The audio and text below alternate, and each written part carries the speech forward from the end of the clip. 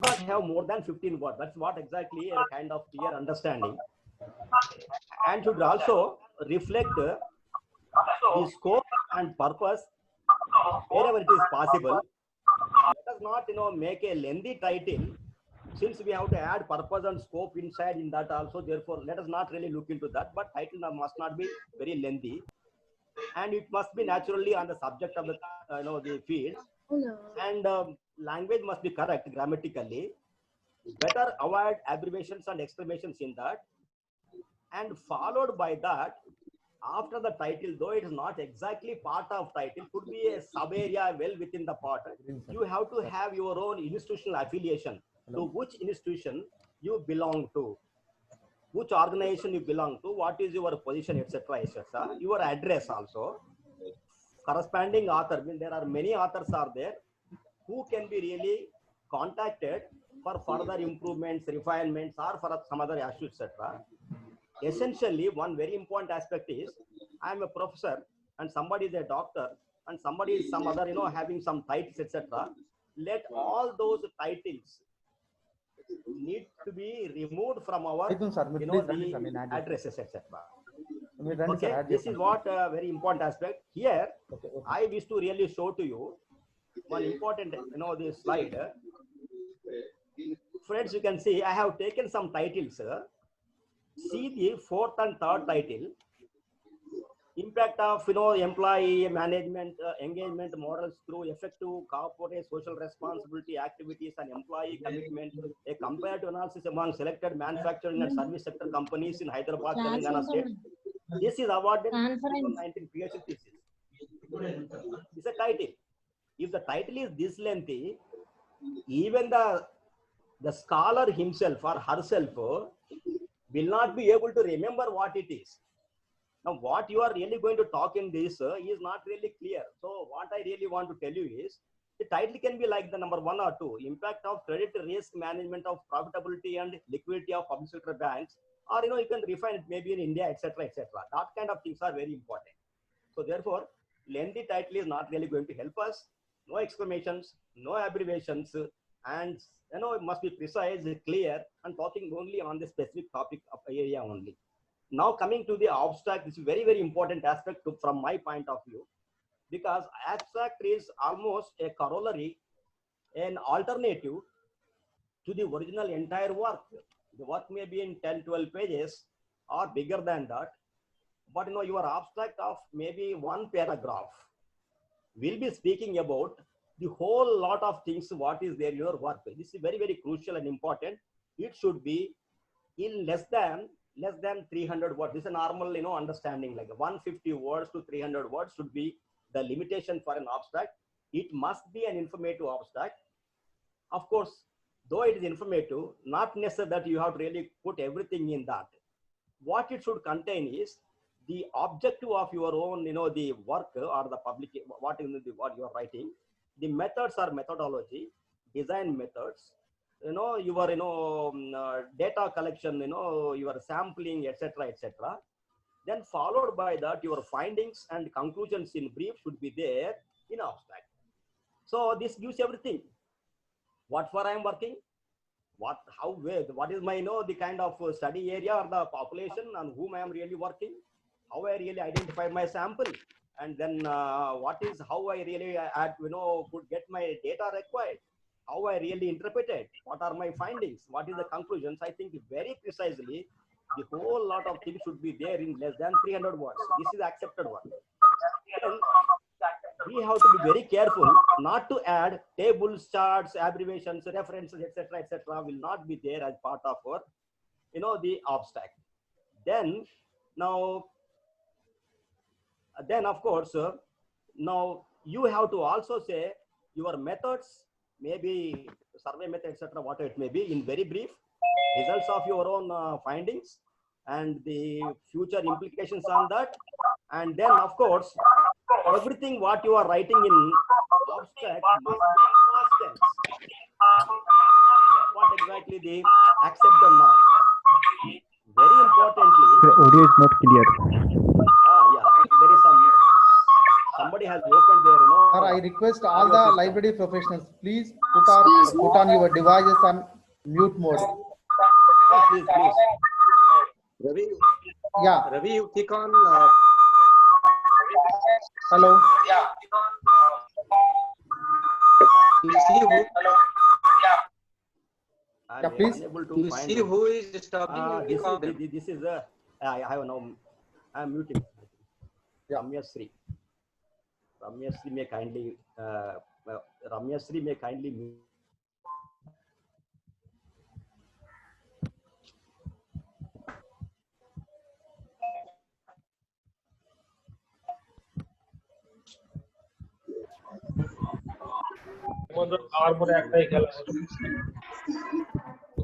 তুমি ওইখানে বললে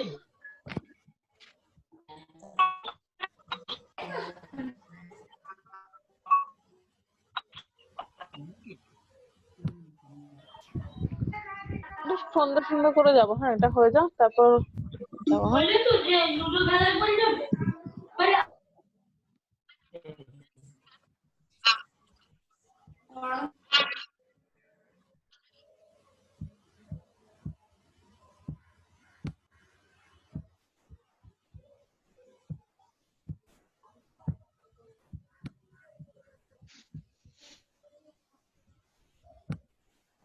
So please, come in, sir. Okay. Come to meeting. There is no audio, sir. One second. Audio. Sir. I'm just coming back to the. You know, Wait, skipped wait. away from the. 1 second, sir. Thank you. Sir, 1 second. It's there. It's coming. Yeah. What we were talking about is about the abstract. That's one of the important core in the. So it should be, as I said, must be precise, and there should not be very important aspect is let's not have any our own explanations, our own interpretations, or maybe our own discussions on that. I think that can be avoided in the abstract. That's what I was trying to say. No discussions, no subjective interpretations. What we can really do is only facts, what you have really unearthed out of your own study, that can only be there in the abstract. And very important aspect is we need to write at least 5 to 8 keywords that will really represent the content of our own writing. What we are going to write, that's very important for the database makers to really index on those keywords, which will ultimately help us to retrieve in a better way when we really go and search the database to retrieve a particular, the document or particular, the document on a particular scheme or topic like. So therefore, keywords are also necessary in our, abstract. That's what abstract. Then coming back to the very important aspect is introduction. Now in introduction, we have to write something about the background of our work, the context on which we are really been working, and the area what is really been so far studied or explored, what is our background, and where from we are really beginning. That should be in the introduction. Actually what we say is people really advise us, the scholarly community advise the authors of the papers that honestly the introduction is to be really written after the whole results are conclusions are really written there, because the results and conclusions are really going to partly reflect in the introduction. That's an area I think we have to really look from that point of view. Then coming back to in this introduction, so far what has been really studied, what are the gaps in the study, and the gaps in the study which you are really going to find out through your literature review. That could be the of our work, that could be our research work, that could be our actual work. And a whole lot of this introduction in a paper, in a scientific paper, since it is not a thesis, it's only a scientific paper, it can be only some 2 to 3 paragraphs, that may be a page, maybe one page could be fairly good, you can really Sir, if you don't mind, FI కొట్టండి sir, మొత్తం అది presentation mode లో వస్తుంది, please sir. Okay, right sir. Yes, so I just come back once, sir. So we are here at the literature review now. So introduction, we have to be very careful. people advise that, we can write the introduction. Some part of it naturally will reflect in the introduction. So our review of literature will help us to say that on a particular topic, on a particular theme on which we are writing. Now, what is the existing status? What is really been so far found out by others? What are the gaps in that? The identified gap could be our research area, could be our topic of our research, could be our topic of our writing life. So therefore, literature review plays an important role. It can be, I think that's what also be very precise, because our paper is maybe 10 to 12 pages. I think you must also be really knowing many times what really happens is a research paper will be of up to a length of 3,000 words, and a review article could be up to a maximum of 5,000 words, could be an accepted standard norm in writing a paper or a scientific paper. Like if it is a research paper, can be up to 3,000 words. If it is a review paper or a review article, it can be up to 5,000 words. This is normally accepted. It can vary a little bit here and there, maybe 3,000, 3,500, maybe 4,000 to 5,000 words, etc. can always be. Okay, that is to be, we should really look into it. Another important aspect is we are supposed to be very careful in using a style sheet or citation style. Now, this is decided by when we are publishing our own paper. I think when I really want to talk about the modes of academic publishing, somebody will really, your research outcome can be really appear in the form of a thesis or a dissertation. It can be a monograph, it could be a research report, it could be a journal article, it could be a conference paper, it could be maybe in your blog as well. I think we don't know. I think you can write it particular, your research findings in different locations and different environments. That's what exactly I really want to say. The modes and methods are where we can really put our own research works. It varies depending on the research, how much research that you have really done on that, and etc. If it is a thesis, I think when you, for your PhD, etc., naturally you have to work for long. Any problem, please? Nothing, sir. Okay. Please, That's good. So then in the review of literature must be, I think, very precise, because ours is only 3,000 words paper or 5,000 words paper. So it can be 2 to 4 paragraphs or a paragraph this and that side. And the style sheet is required. I think you have to use a style. The style sheet is really should be the one that has been really asked for by a particular journal in which you really want to publish. So the journals publishers will be giving in the other guidelines what style sheet you have to follow. Maybe APA style sheet, maybe Chicago style manual, maybe something like some other one. So maybe American the kind of APA style manual, American Psychological Association style manual. So maybe there are many things are there. You have to really look into or confirm to the style sheet recommended by the journal that is really been asked for. I think you have to really stick to that. That is really been accepted by the publisher to publish a paper like. Now here, what is to be very important is in the review of literature, you have to make one very important statement to the effect that the problem is identified for the investigation because there are not any important or good studies are made in the gap that what you have identified out of your review of literature. Since there is a gap identified by my review of literature, and then I think this is a topic now I am really have taken up and doing when you are doing a research publication, like, okay. Then of course the other important aspect is the fifth one. What I really feel is the methodology and experimentation. Now when methods, there are quantitative methods or qualitative methods, or maybe content analysis is also another method or technique of doing our research. These kind of issues you have to be make it very clear in that. Then study design, how you really designed your own research process, like how you really want to go about, etc. Now what is your total population, what is your sample, and then how the sample is identified. There are many techniques are there, isn't it? I think what is how you are really arrived at the sample size, how much is maybe 10 to 20%, etc., depending on the the population and your own the viability of your own the way how you can really work it, etc.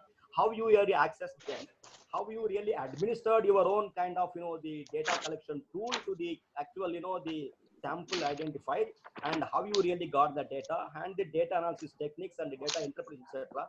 Then also something like your SPSS software, I think the software or any other things, etc. What you are using and what tests you are really conducted.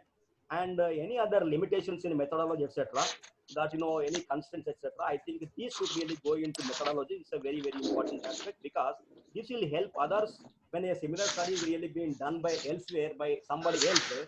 This will be also a kind of useful item for others. Like, then followed by that, you also have to, after data analysis, naturally the next important aspect is results and findings. Write them first, all the results, etc., and okay, you prepare your own draft, the results and tables, and write only facts. This is very important in this. When you are writing results and findings, etc., in that particular area, let's not have our own kind of interpretations, our own speculations, our own explanations why it so happened. It's not required there. We have another area is there called a discussion. In the discussion area is very, very important area. We are trying to look into the review of literature, what has been so far, and a similar kind of area, who else have really worked on that, what are their findings, what is my findings, my findings are really been supporting the earlier works, or there is deviating and differencing from the earlier works. If so, what could be the reason? There comes your interpretations, your speculations, your explanations will come in a separate component called discussion. Discussion area is largely missing in many of the papers, in many of the pieces also. I think this should be one of the very important area. You have done something, earlier others also have done something. If there is any variation, or you are making, there is nothing wrong, you can also support the earlier authors also. That could be also be discussed in the discussion area.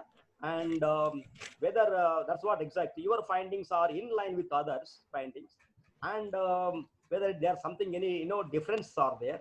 Try to give explanations why it so happened.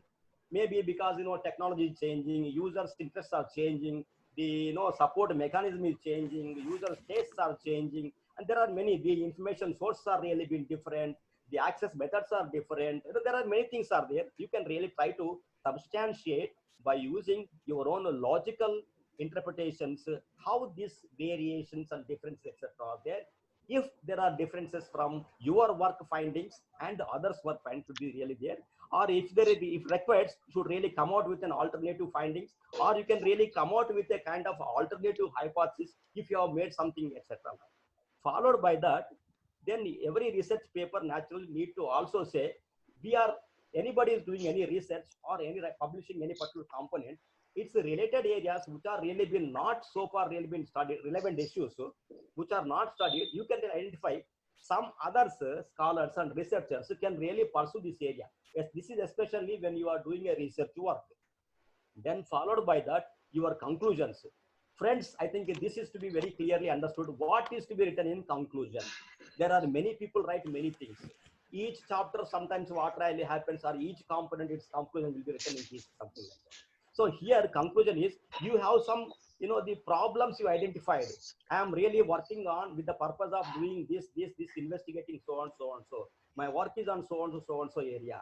I think when you have some problems are there, the answers to those problems, the answers to those, the kind of identified objectives, the answers to those hypotheses, the answers relating to your hypothesis, the answers relating to objectives should be in the conclusion. That could be the real, way how your research paper can really be published. Then followed by that, if you got any kind of recommendations, any kind of suggestions, either to the society or to the kind of policy makers, when you really want to say, and then you can also make some recommendations in that. Another important aspect is, when we are really been doing some research work, in the process, whoever have really helped us, considerably, in a considerable manner, in a commensurately. So those people can be acknowledged. That could be many times, a question comes, acknowledging of the people or the institutions or societies which have really enabled you, helped you in different areas. Maybe somebody has helped you in data analysis, somebody has helped you in something like that. Some institutions have really given you some action support, library support to really use their own literature. This acknowledgement, or somebody, some institution has really funded you, then the funding organization, maybe Government of India, maybe UGC, maybe ICSR, maybe DOT, DBT, etc., etc. Don't know. So any organization which has really financed you, sponsored you, helped you in different manners, they can really take in the form called acknowledgement, which should be in between writing the references at the end of the paper and before after recommendations and before references. This should be the component. Many times the scholars and authors will really get confused where to write the acknowledgement. There is an important acknowledgement. It also has its own role, because a particular organization has really given funding, etc., to me. I naturally owe to the organization. I have to really acknowledge it. Now, while doing so, this acknowledgement can be before the references. When you are doing the references, very important thing in the beginning also I told, you naturally have to use the style sheets or style formats such as APA, American Psychological Association Style Manual, etc., etc. Followed by that, you can also have the appendices, like maybe your questionnaire, data collection tools, some of the profiles of the institutions, some other things which you deem fit to be really brought to the notice of your own, the readers of your paper. So here the next important aspect is, now when we are writing the paper, the recommended style of doing it is, you have to, while writing, the methodology, the results of the study, findings, followed by the conclusion and the introduction. Actually, what really happens, we write introduction in the beginning, but we write this because into the introduction, your results and conclusion component is really going to take place, some part of it in the introduction. Therefore, the scholarly community has really been recommended that the introduction writing, many scholars and many, the people will be writing introduction in the beginning. And then, so what is recommended is that introduction could be the last part that will really reflect, including the results and conclusions. Therefore, it should be the last one. Then there are other important factors of writing. Now, authors have to write logically with expressive references. You have to really meticulously use the referencing style. Now, your work must be a novel work, a new work, a original work. Your presentation must be coherent in each, the way. Then at the same time, you should also have your own conclusions with also discussions, etc. should be there. Now, it should be relevant, conforming to the length of, as I just told you, if it is a research paper, normally 3,000 words. If it is a kind of review article, it must be 5,000 words, etc. But our organization, when you are writing, fixing your own work in the different phases, now people say that it's the IMRD style. IMRD is, while writing it, presentation part. Writing is different and presentation is different. You write it first, then you really make a presentation for publishing, etc. At that stage, people advise that you have to go by IMRD style. That is introduction, methods or methodology, results and conclusions, and followed discussions, etc. So this is the style. So IMRD is the style of writing a research paper. And now, what really, you have to be, I have really done a lot of work. There are many facets are there. There are many issues are there.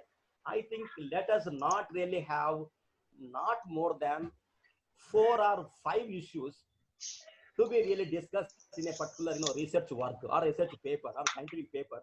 Too many issues will naturally, you have to write for a lengthy work, and it will really, it will not be focused as well. Therefore, try to limit your own, the presentation up to 3 to 4 activities on issues only, and discuss them, and only for that only you should be able. Whatever you write with a clear and elegantly, in an easy to understand, easy to read, and phrasing proper grammar and style. You have to really use the proper grammar also. Try to really check. I think we have these days some support is there, like Grammarly is one important, which I have been using for quite long. Partly it is free also. It's a proprietary. Up to a level it is free. People can always use that Grammarly to, if you are really having some kind of, doubts that, my language may or may not be really good, better, go to Grammarly. Grammarly, it's the basics of the Grammarly component which will really help you in structuring your own language, grammar, phrasing, etc., etc. It will really help you. It can be really free, the basic version. Otherwise, you can really subscribe or it's a proprietary. You can procure it if you want a bigger version. Then another important aspect is whatever you write with clearly and then meaningfully. People should really be able to understand it. And formatting and style rules of the target journal or the conference, etc., etc. They tell you, you really write your own paper as per Chicago Style Manual, MLA Handbook, or APA Style Sheet, etc., etc., or something like that. Stick to that. That will really help you in publishing your own article. And we have to follow these guidelines, whatever really been advised by the publishers of the Then of course, now the next important aspect is the academic misconduct is really been very, very kind of very popularly these days people are talking, and this has surfaced essentially because of, I think many people are talking, the information technology is really supporting or is really helping those who really want to exploit, not explore, exploit the digital resources to their convenience, and indulge in some kind of academic misconduct and publish their works, etc. So honestly, academic misconduct is also called as academic corruption. It's a corruption. And what is academic corruption? When you really want to say, there are multiple methods are there, of which fake degrees.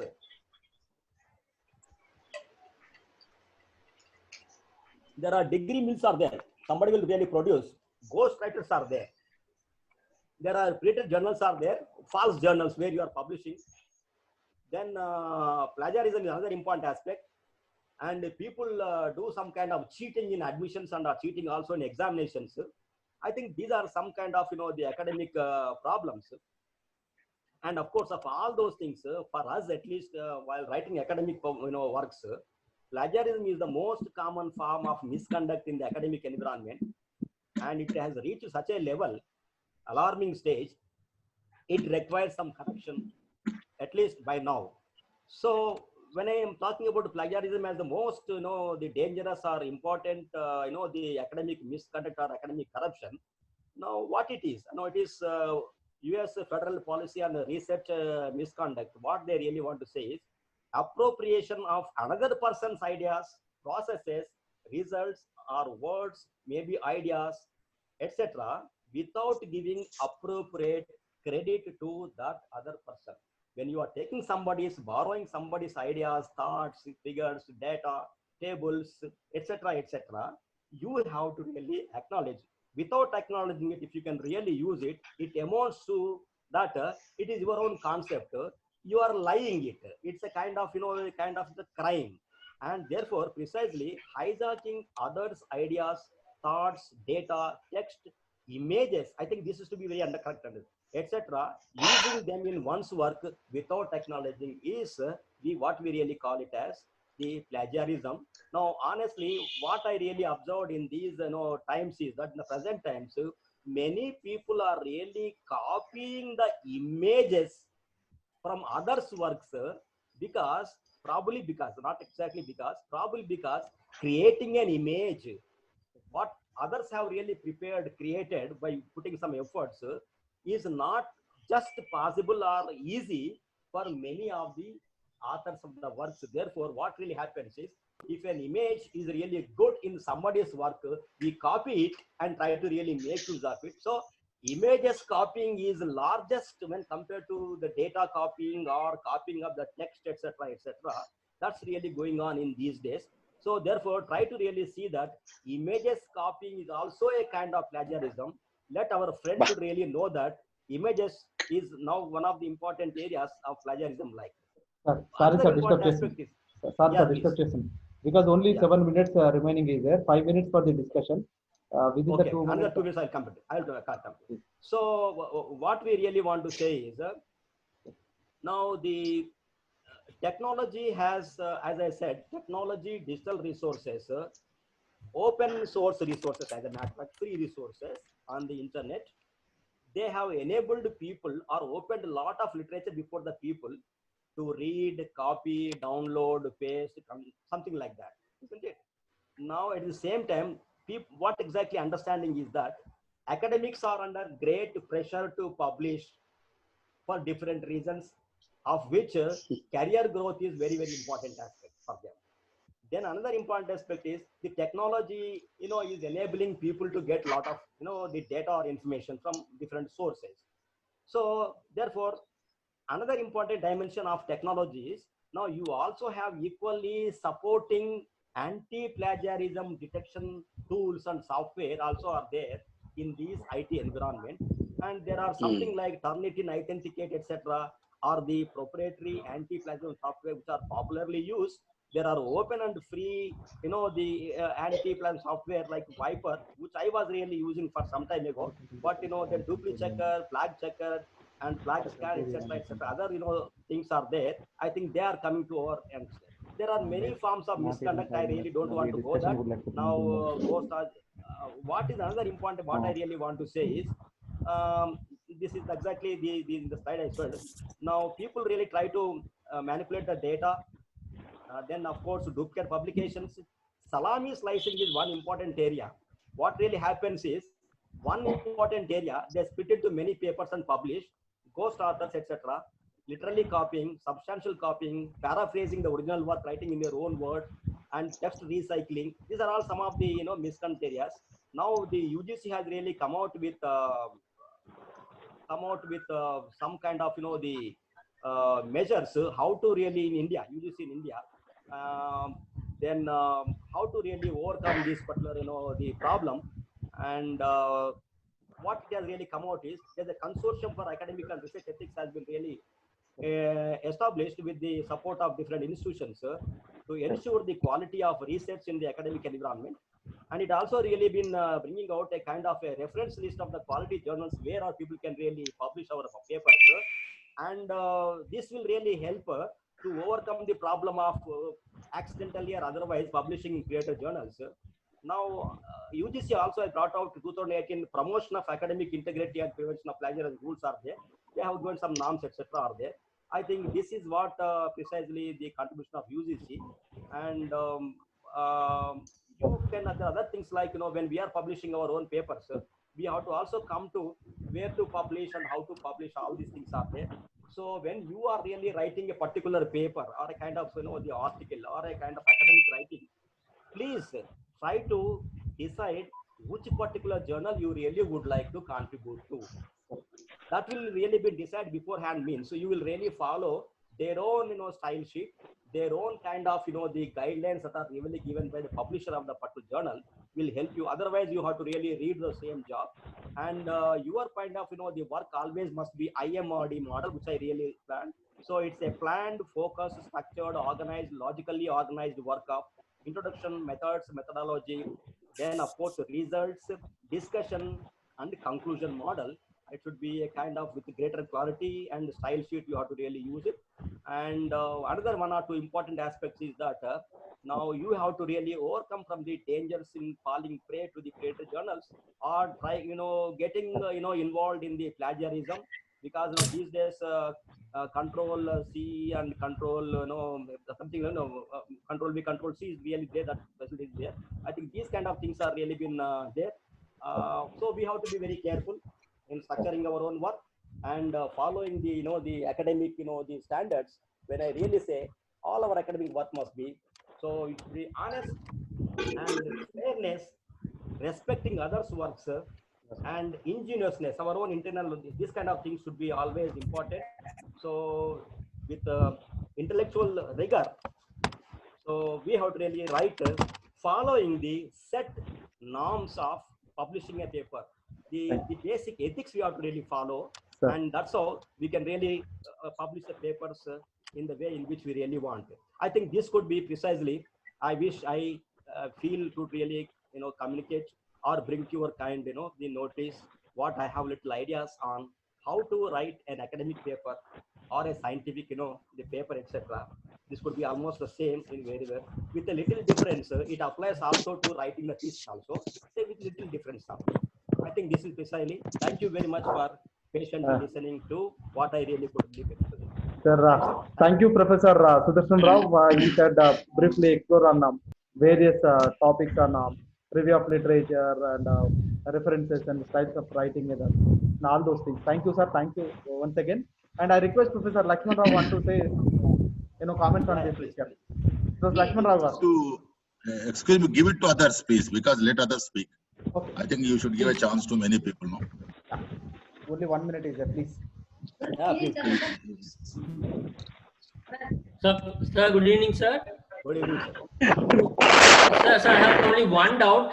Whether recommendation comes first or conclusion comes first, sir? No. Your recommendation can be after The program conclusion. will continue. Sorry, disturbance. The program will continue again. I will start. Okay, please start. Yeah. So it will be initially after your results and findings. So you have some discussion area.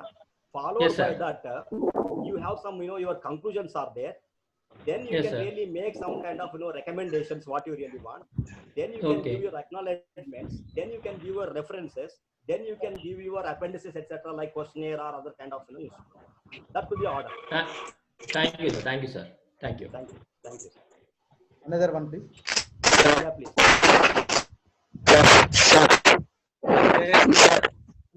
Only Sir, my doubt is, sir, when